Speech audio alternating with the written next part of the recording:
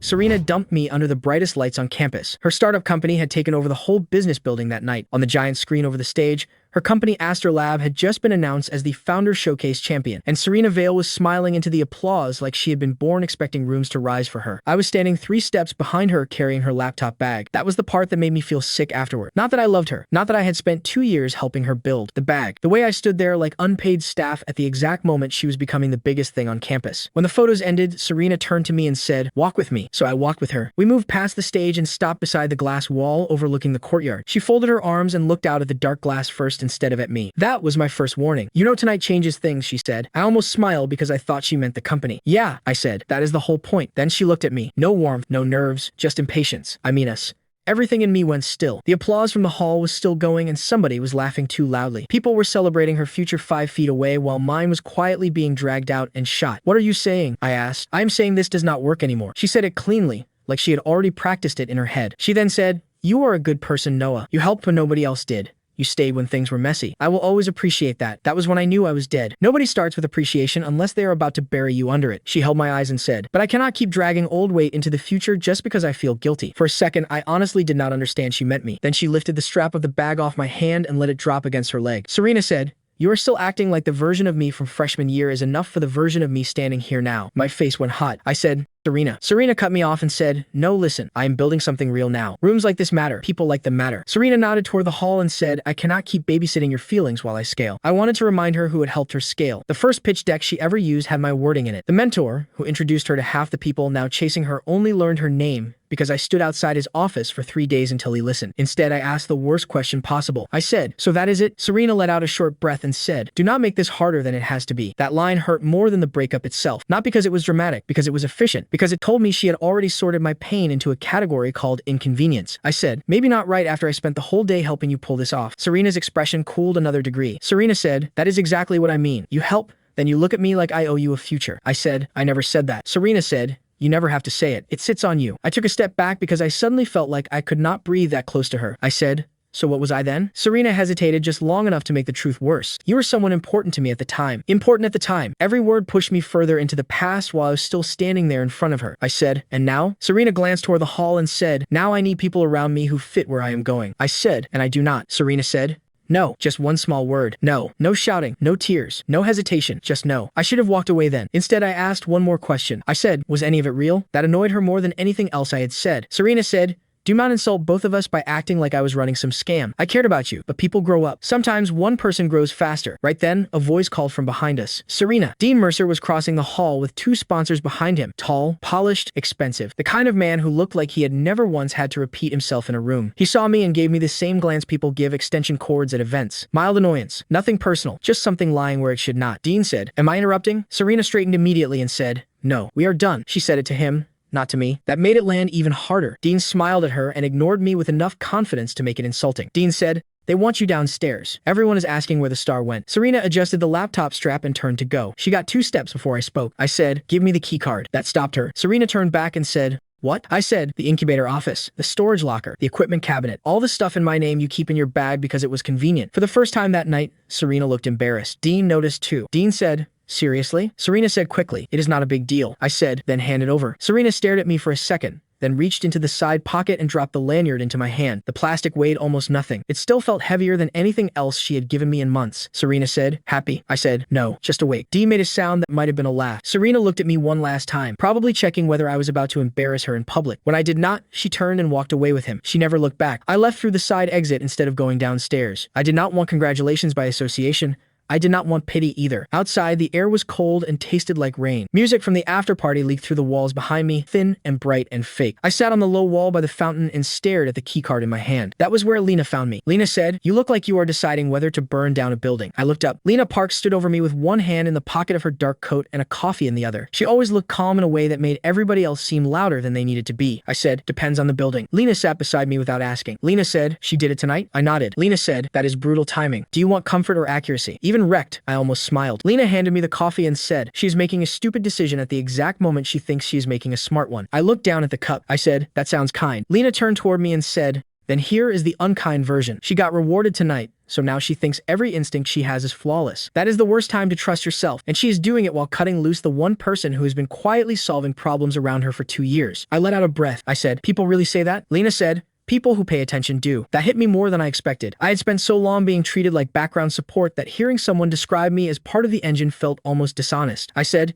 "She called me old weight." Lena went still. For a second, I thought Lena might actually go back inside and start a fight on my behalf. Instead, Lena said very calmly, "Then the future deserves to teach her what weight actually is." We sat there in silence for a while. Inside, the party got louder. I pictured Serena downstairs, smiling at the right people, saying exactly what they wanted to hear, letting everyone think the whole world had finally become the right size for her. Maybe that was why she felt so safe cutting me loose tonight. Not because she hated me, because she thought I had become irrelevant. That thought changed something. Pain by itself just hurts. Pain with clarity becomes useful. Lena said, "What are you thinking?" I rubbed my thumb over the edge of the keycard and said that I spent too long making it easy for people to mistake access for ownership. Lena said, "That is true." I said, "And I am done with it." She waited. I knew that look. She was listening for whether I meant revenge in the stupid way or the smart way. I said, "I am not going to chase her." Lena said, "Good." I said, "I am not going to try to win her back." Lena said, "Better." I said, "I am going to build something she cannot talk down to." That made Lena smile a little. I stood up. I said, "Walk with me." Lena looked at the building and said, "It is almost midnight." I slid the keycard into my pocket and said, "I want everything in my name back under my control before she decides she still has some right to it." That answer seemed to satisfy her. We went into the building through the basement entrance and let ourselves into the incubator. My station was in the back corner by the windows. My old laptop was in the drawer. My notebook was still under the monitor stand. The external drive with the project Serena once called too small to matter was exactly where I had hidden it. I set it on the desk. Lena leaned against the next desk. I looked at the black screen until the laptop finished waking up. I said, "Sorry." Lena said, "Do not apologize to me. Just stop helping the people who get you wrong." Then I opened the project. The core was still strong. A campus swap and study platform built around actual student behavior instead of the polished, fake version founders like showing investors. I started making notes immediately. Lena said quietly, "You really are doing this?" I said, "Yeah." For the next hour, we worked with almost no talking. That was another thing I liked about Lena. She never performed concern when usefulness would do more. At 1:14 a.m., my phone started vibrating across the desk. Serena. I let it ring out. Then it rang again and again. Then the messages came. "Are you seriously disappearing tonight? People are asking where you are. This is not the time to be childish." That last one almost made me laugh. Not because it was surprising, because it was so perfectly Serena to cut me loose and still think my absence from her orbit required management. Lena glanced at the screen. Lena said,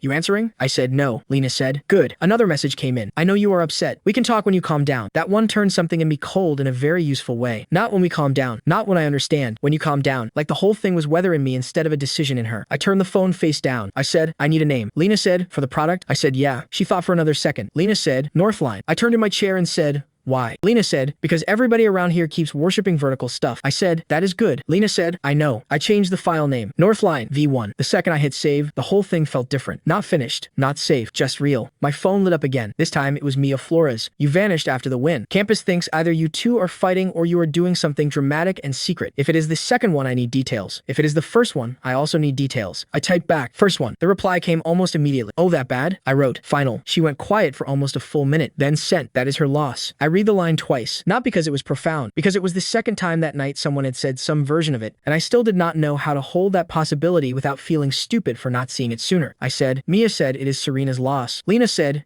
"Mia is right too." I said, "You two should start a club." Lena said, "We already have one. It is called paying attention." That actually made me laugh. By 4 in the morning, we had the new flow mapped out. By daylight, the windows were turning gray and the campus looked smaller, cheaper, and more honest than it had under event lights. My phone had stopped buzzing. I checked it once anyway. 17 missed calls. 13 from Serena. 2 from Dean. 1 from a sponsor assistant. 1 from my roommate asking if I was alive. I opened Serena's contact, looked at it for 2 seconds, and blocked her. Lena saw me do it. Lena said, "Permanent?" I said, "For now." Then she grabbed her coat. Lena said, "I'm getting breakfast before the dining hall turns into a zoo. You want anything?" I said, "Coffee." She started toward the door, then stopped. "When she comes back around, do not let the first version of you she sees be the one that still wants to be chosen." I held her gaze and said, "What if that version is already dead?" Her mouth shifted, like she was considering a smile. Lena said, "Then make sure he stays dead." After she left, I sat alone in the incubator and looked at Northline on the screen. It was rough, missing pieces, nowhere near ready, but it was mine. For the first time in a long time, I could see a road in front of me that did not run through Serena first. At 6:12 a.m., while the rest of campus was still deciding whether last night had been glamorous or ugly, I submitted Northline for the Student Incubator Micro Grant round. Then I leaned back in my chair and pictured Serena hearing my name attached to something she could not control. For the first time all night, the pain in my chest felt less like damage and more like fuel. I woke up in the incubator with my cheek stuck to my own arm and the taste of bad coffee on my tongue. Morning light had climbed halfway up the windows. My neck hurt. My laptop was still open in front of me.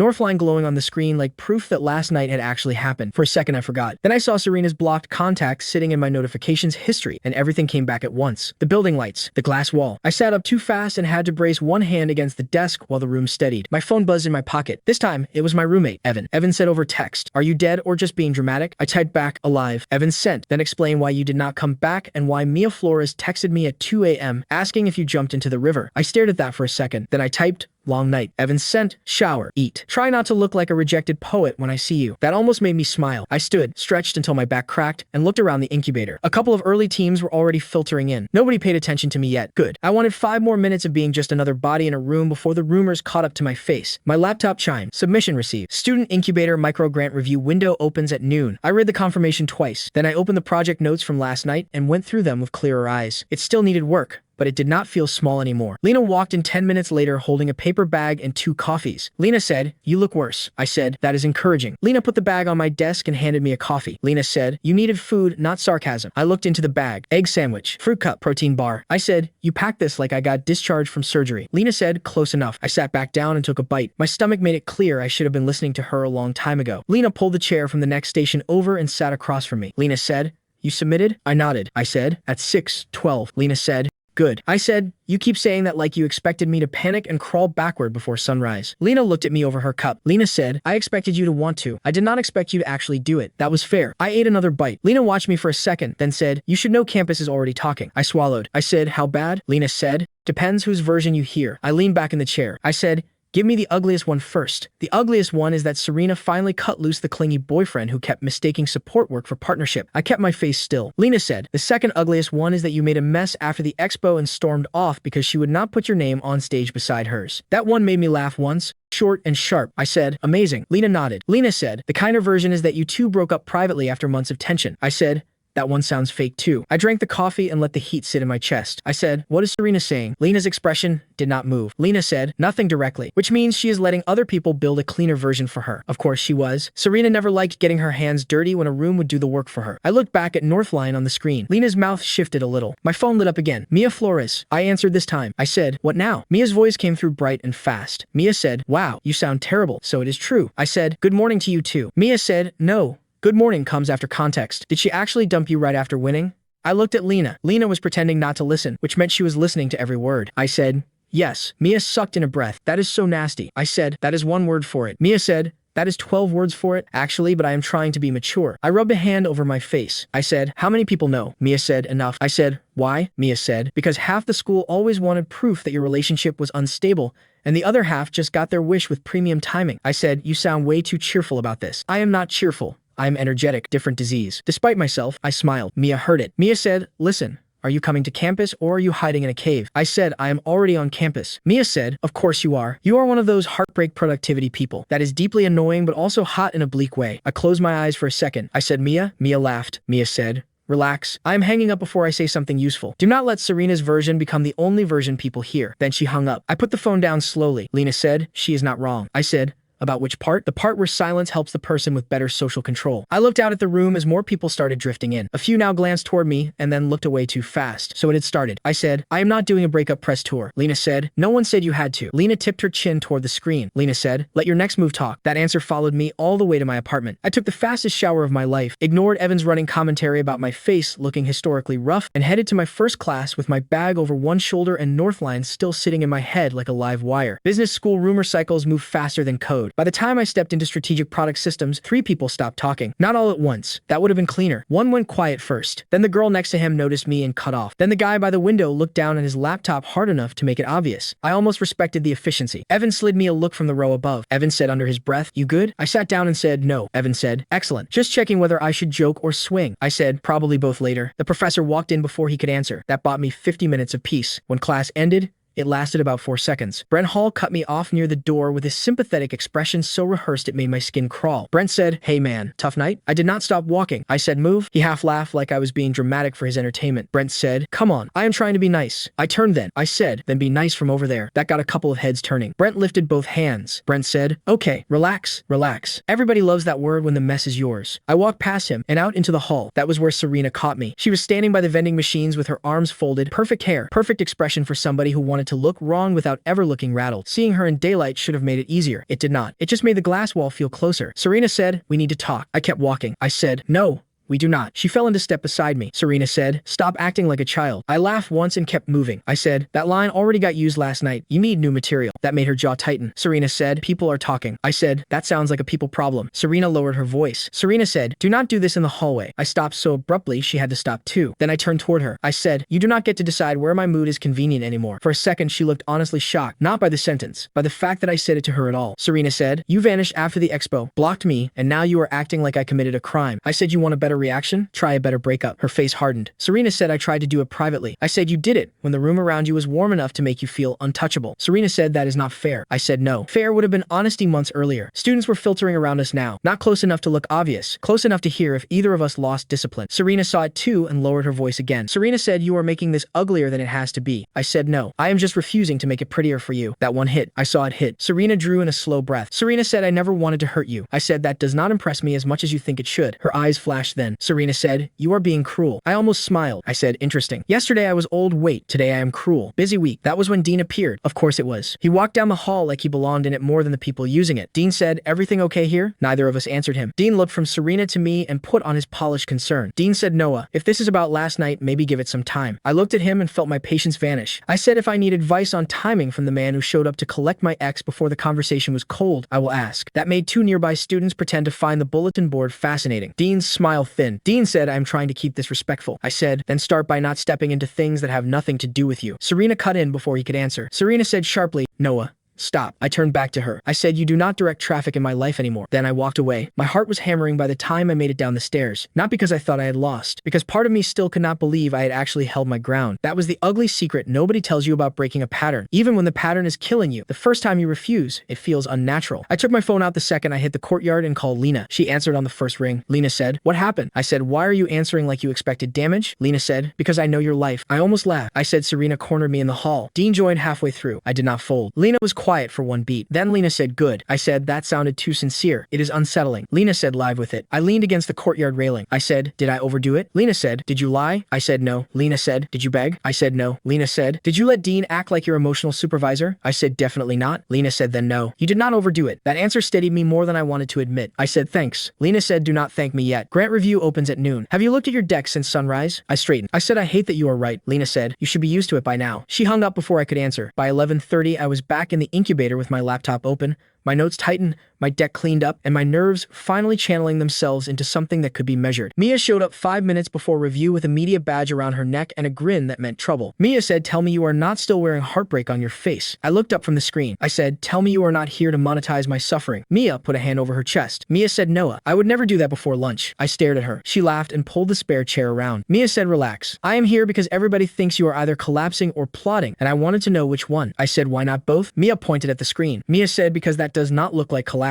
She leaned closer. Mia said, "Wait, is this new?" I hesitated for half a second. Then I said, "Yes." Mia's eyebrows rose. Mia said, "You built a fresh Grant deck the morning after getting dumped." I said, "Apparently." Mia sat back slowly. Mia said, "Okay. That is insane in a way I kind of respect." I said, "Thank you, I think." Mia looked at me for another second. Then her voice lost some of the bounce. Mia said, "For what it is worth, I always thought you were doing more than people gave you credit for." That caught me off guard enough that I did not answer immediately. Mia noticed and rolled her eyes. Mia said, "Do not make it weird. I am not giving you a dramatic confession in a basement." I said, "Good. I am fresh out of emotional processing room." Mia smiled. Mia said, "Fair." Then she tapped the deck again. Mia said, "What is it called?" I said, "Northline." Mia said it once under her breath, then nodded. "That is clean." I said, "Lena named it." Mia made a face. Mia said, "Of course she did. She gets all the cool, serious lines." I should have been more nervous than I was. Maybe I was too tired. Maybe I was too angry. Maybe I had finally reached the point where losing Serena had made every other risk feel usefully smaller by comparison. At noon exactly, the review panel opened. I uploaded the deck, then I waited. At 12:43, the first shortlist emails went out. Mia was still sitting 2 desks away pretending not to watch me. Lena had come back and was standing by the printer with a look on her face that meant she was also pretending not to watch me. My laptop chimed. I opened the email. Northline had made the top 2. For a second, I just stared. Then Mia was on her feet. Mia said, "Well?" I looked up. I said, "Top 2. Mia slapped the desk. Mia said, "That is what I am talking about." Lena crossed the room slower, but the look in her eyes was sharper. Lena put one hand on the back of my chair. Lena said, "Then use them." I nodded. That should have been the whole moment. Then my phone lit up again. Unknown number. I answered without thinking. I said hello. The sponsor assistant from Dean's group said hi Noah. Dean asked if you had a moment this afternoon. I leaned back slowly. I said for what? The assistant said he thought it might be good to clear up any tension from this morning. That almost made me laugh. Not because it was funny, because it was so transparent. I said tell Dean my afternoon is full. The assistant said he said this could be good for everyone. I looked at Northline on the screen. I looked at Lena. I looked at Mia. Then I said that is exactly why I'm not coming. I hung up before the assistant could recover. Mia's eyes were wide. Mia said, was that who I think it was? I nodded. Mia let out a low whistle. Mia said you are having a really productive breakup. I said I am trying not to waste it. Lena's hand tightened once against the chair. Lena said quietly, good. The rest of the afternoon moved like a blade. I rebuilt the demo flow. At 2:52 I walked into final review with my laptop in one hand and my pulse hammering like it wanted out. I set the laptop down. I said I was adjacent to Astrolab. This is mine. That answer changed the air just enough for me to feel it. I walked them through Northline from start to finish. At 3:14 the review ended. At 3:21 the result hit my inbox. Northline had won the grant. I did not cheer. I did not stand up. I just stared at the screen while my chest tightened in a completely different way than it had last night. Mia saw my face first. Mia said Noah. I turned the laptop. Mia read the screen and slapped my shoulder hard enough to hurt. Mia said there it is. Lena stepped in.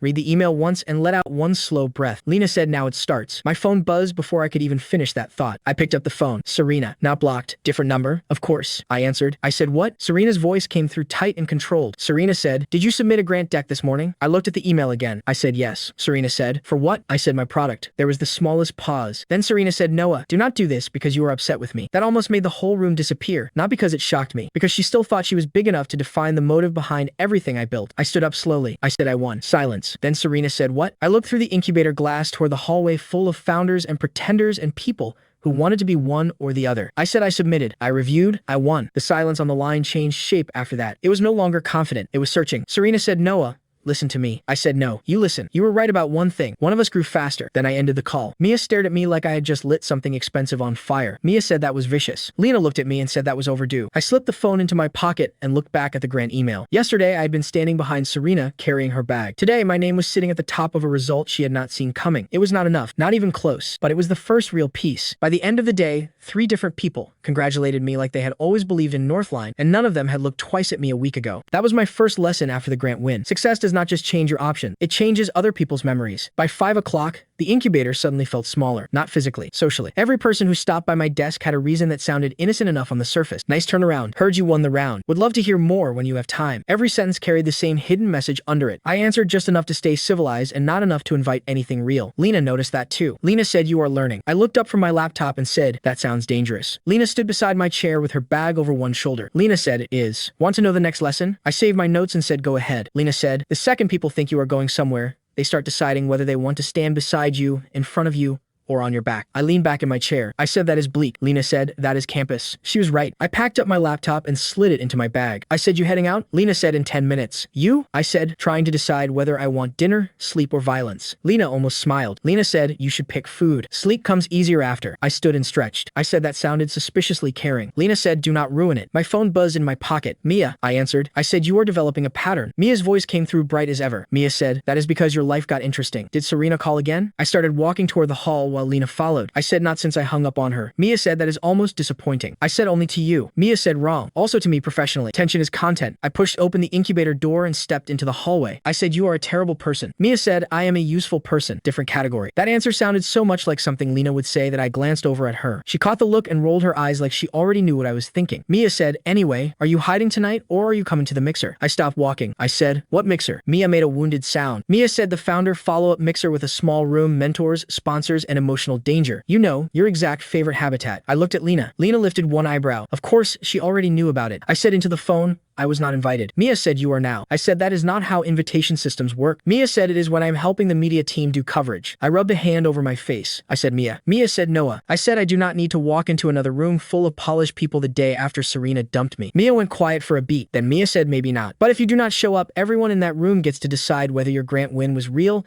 emotional, or temporary without seeing your face. That line landed harder than I wanted it to. Lena watched me without interrupting. Mia said, you do not need to go for long, just long enough to exist where they can see you. I looked through the hall windows at the courtyard below. I said, what time? Mia made a pleased sound. Mia said 7. Try not to dress like a man planning revenge in a parking lot. I said no promises. Mia laughed and hung up. The hallway went quiet again. Lena crossed her arms. Lena said, you are going. I said, apparently. Lena said, good. I looked at her. I said, that is twice in 2 days. Lena said, what? I said, you saying good right after I choose something inconvenient. Lena looked toward the stairwell. Lena said inconvenient and useful. are not opposites. I followed her downstairs in silence after that. We parted outside the building. She went toward the east lot. I went back to the apartment and answered exactly one message from Evan telling him not to wait up. At 6:42, my phone buzzed again. This time it was an unknown number. I answered and said hello. The voice that answered made my shoulders tighten immediately. Serena said, "You are going tonight, aren't you?" I shut my closet door harder than I meant to. I said, "How did you get this number?" Serena said, "That is not an answer." I said, "And that is not an answer either." She let out a slow breath. Serena said Mia told somebody. Somebody told somebody. The point is I know. Of course. Rooms leak for her the same way walls do for smoke. I said then congratulations. You know. Serena's voice cooled. Serena said, "Do not be difficult." I laughed once. I said I think I actually get to be difficult now. That irritated her. Serena said, "You won one campus micro grant. Do not start acting like the world has changed overnight." There it was. Not surprise. Not curiosity. Not even caution. Reduction. She could not stop trying to size me downward. I looked at myself in the mirror while she was talking. Yesterday I would have crumpled under that tone. Tonight it mostly made me tired. I said, "What do you want, Serena?" There was a pause on the line. Then Serena said, "I want you to stop turning everything into a fight." I buttoned my cuff and said, "That is amazing coming from you." Serena said, "You know what I mean." I said, "No. I know what you prefer. That is different." Her voice dropped lower. Serena said, "If you show up tonight and act unstable,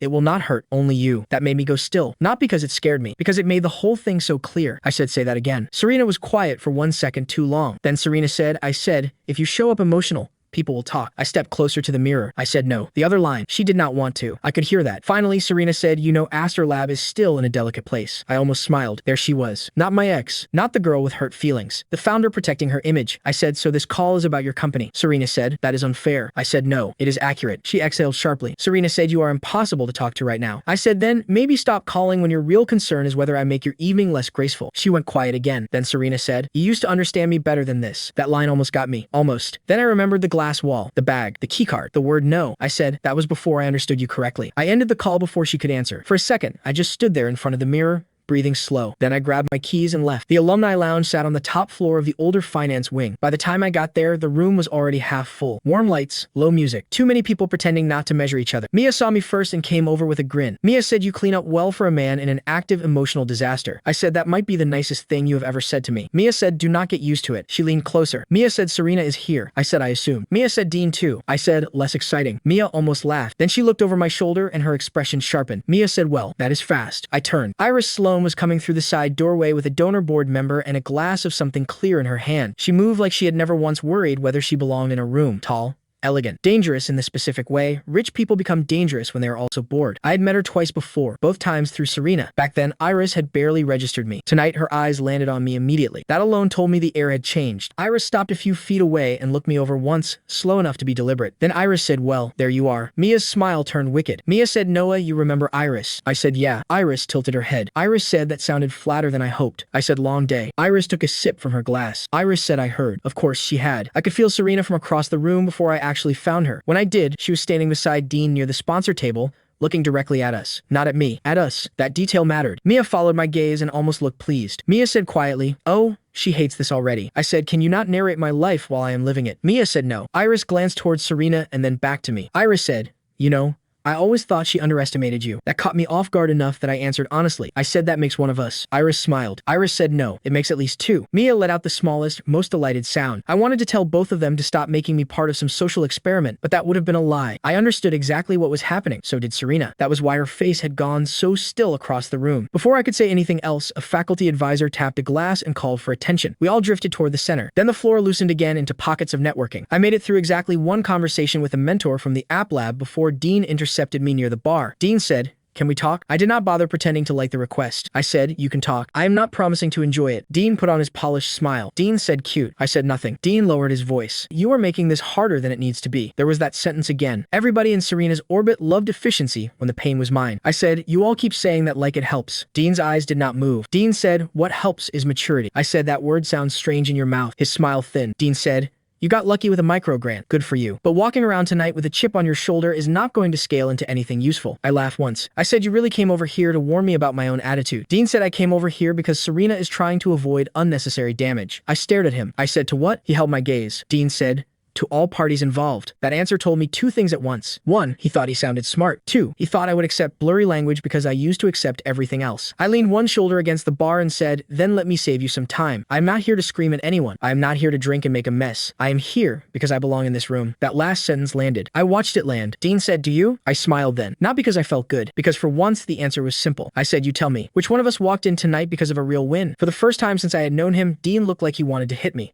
Instead, he straightened his cuffs. Dean said, be careful not to mistake one result for a pattern. I said, be careful not to mistake old access for permanent control. That was when Serena appeared at his side. She had moved fast enough to make it clear she had been watching the whole exchange. Serena said, Dean. Dean looked at her. Serena said, go talk to Marcus. He was asking for you. Dean did not move right away. He looked at me once more, then at her, then finally nodded. Dean said, fine. When he walked away, the space he left behind felt colder instead of easier. Serena and I stood facing each other beside the bar with the whole room pretending not to pay attention. Serena said quietly, why are you doing this? I said, still the wrong question. Serena said, then give me the right one. I looked at her for a second. I said, why are you so afraid of me being visible without you? That hit harder than I expected. Her face did not fall apart. Serena was too controlled for that, but her eyes changed. Serena said, that is not what this is. I said, then what is it? She looked past me at the room for 1 second before answering. Serena said, you are angry. I said, yes. Serena said, and when you are angry, you stop thinking long term. I stared at her. That almost made me laugh. I said, Serena, you dumped me less than 2 days ago and somehow you are still talking to me like you are my management consultant. That made color rise in her cheeks. Serena said, I am trying to stop this from getting uglier. I said, no. You are trying to stop it from becoming harder to control. She stepped closer. Serena said, you do not know what this room is like. I looked around us. I said, that is funny. I am standing in it. Serena's voice dropped lower. Serena said, I am serious. People in here remember everything. A bad impression lasts. I said, then maybe you should have thought about that before treating me like disposable weight 2 floors away from half your donor chain. For one beat, I thought she might actually say she was sorry. The opening was there. The pressure was right. The room was loud enough to hide it. Instead, Serena said, you are still stuck on the wording. That did it. Something in me snapped into place so quietly, I almost missed it. Not rage. Distance. Distance is much cleaner than rage. I said, that is the problem with people who do damage efficiently. They forget words are part of the damage. She swallowed. Serena said, Noah. I shook my head once. I said, no. You do not get to say my name like that and make it mean concern after what you did with it 2 nights ago. That shook her more than anything else I had said. I could see it. Not enough to break her. Enough to matter. Then Iris reappeared at exactly the wrong moment,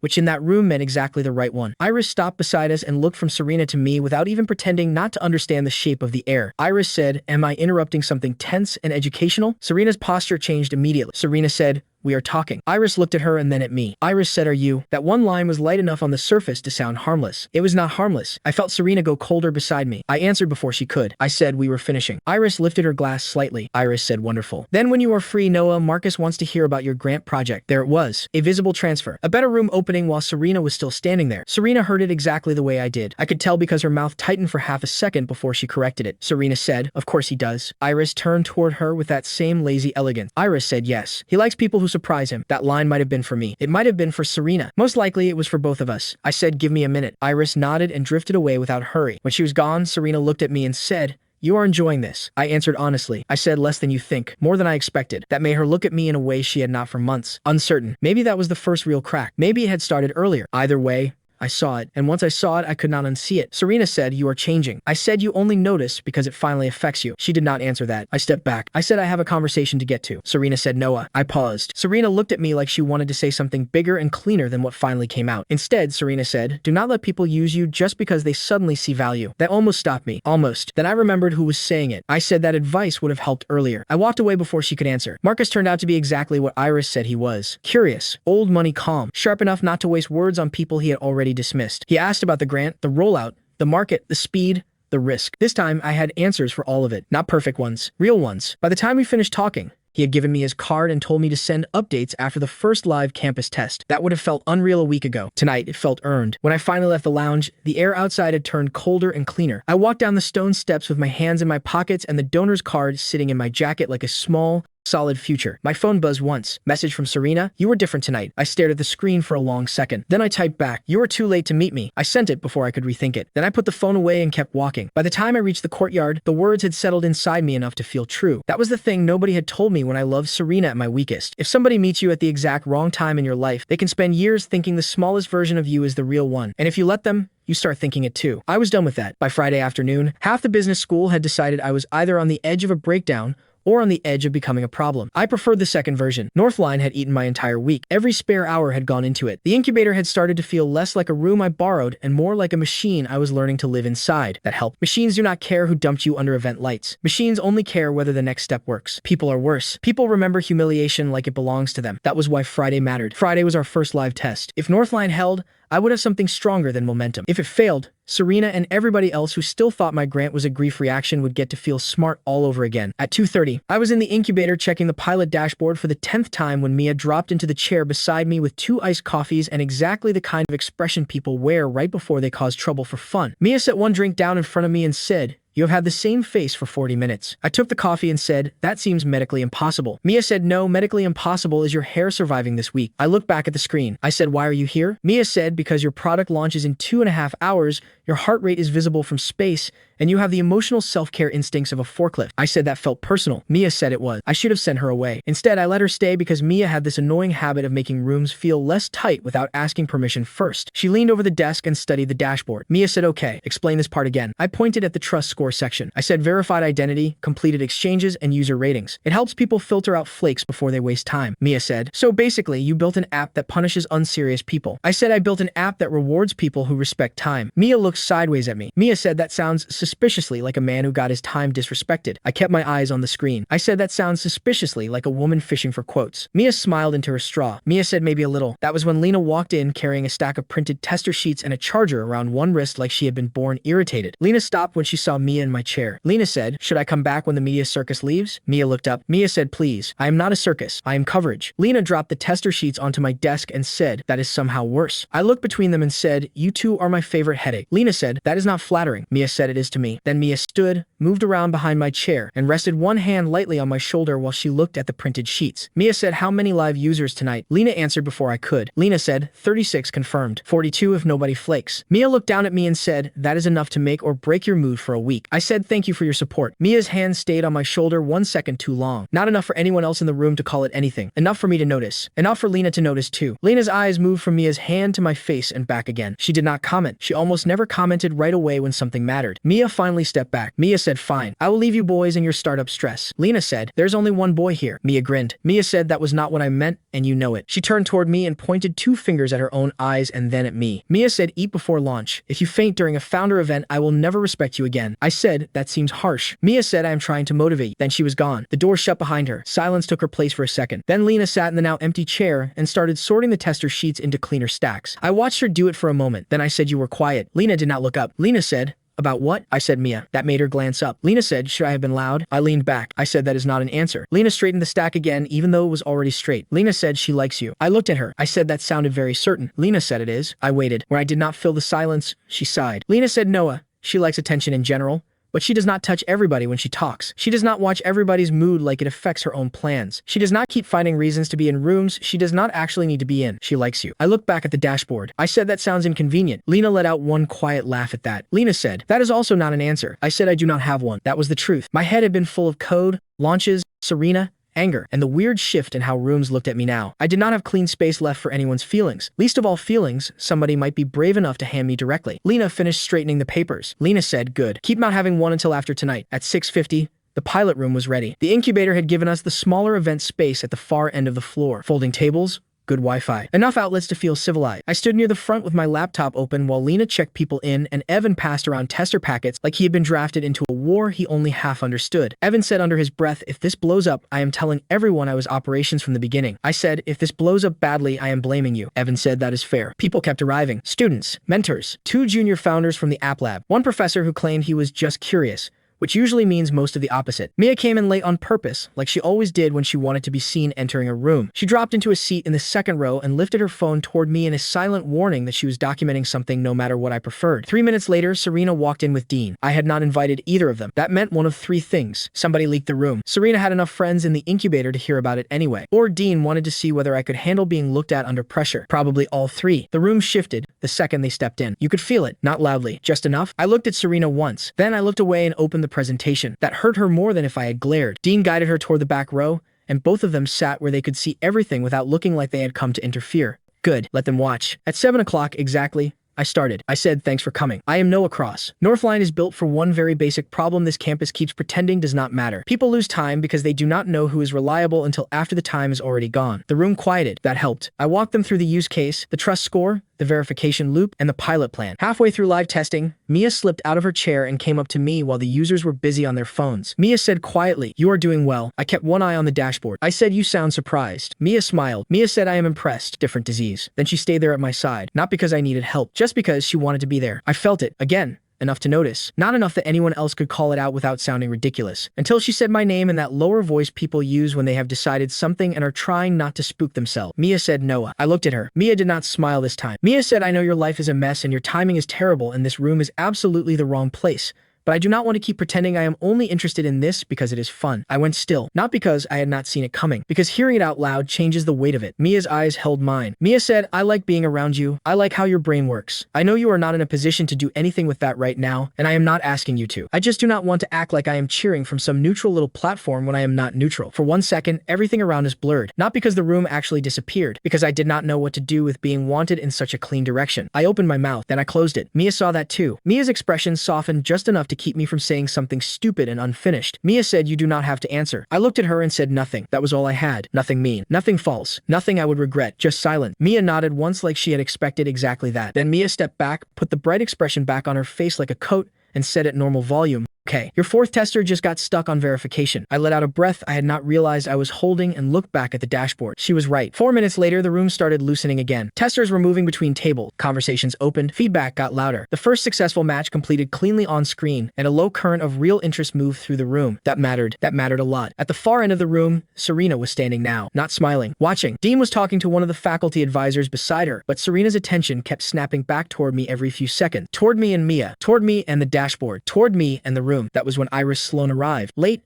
elegant, and impossible to ignore. She came in through the glass side door with that same expression she always wore when she found life more entertaining than most people deserve. 3 heads turned, then 6, then the whole room felt it. Iris looked around once, found me immediately, and smiled like she had done exactly what she meant to do. Iris walked straight over. Iris said, "I hear I am late to the part where you surprise people." I said, "You are not late. You are just in a room full of people who enjoy acting early." That made her laugh. Iris looked at the screens, the testers, the printed notes, and the live dashboard with open approval. Iris said, "This is better than I expected." I said, "That sounds almost rude." Iris said, "It is rude, but it is also praise." Then she looked at me in a way that made the air beside my face feel warmer than it should have. Iris said, "Noah, would you walk me to the hall for a minute?" That request was too deliberate to misunderstand. I glanced once toward the room. Lena had just come back from helping a tester at the back table. Her eyes met mine. Then they moved to Iris, then back to me. No expression, just attention. I said 1 minute. I followed Iris into the hallway outside the room. The glass door shut behind us. The sound inside softened immediately. Iris leaned one shoulder against the wall and looked at me like she had all the time in the world. Iris said, "You keep changing shape every time I see you." I said, "That sounds unhealthy." Iris smiled. Iris said, "No, it sounds expensive." I waited. She was not the kind of person who wandered into honesty by accident. If she had asked me out here, it was because she had already decided what she wanted said. Iris folded her arms and said, "I am going to do you a favor and not pretend I came because I was curious about product flow." I did not answer. Iris said, "I came because I wanted to see whether the man Serena discarded was actually becoming interesting